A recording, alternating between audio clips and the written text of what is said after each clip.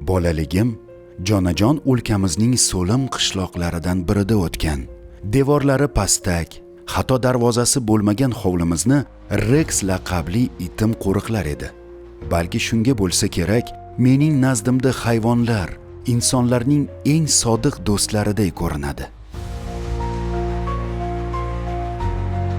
Harbiy xizmatni boshlagan kezlarimda ham mendan qaysi yo'nalishda xizmat qilishni xohlaysan deb so'rashganida, men hech ikkilanmay kinolog deya javob berganim kechagidek yodimda.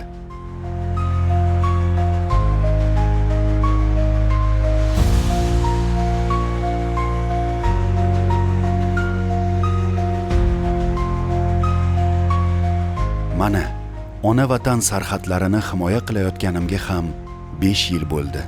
Ortda qolgan yillar mobaynida men o'z xizmat itim bilan necha qorli, qirovli tunlarda, jazirama kunlarda birgalikda xizmatni o'tadik va u menga xuddi bolaligimdagi Rex kabi doimo sadoqatli do'st bo'lib kelmoqda.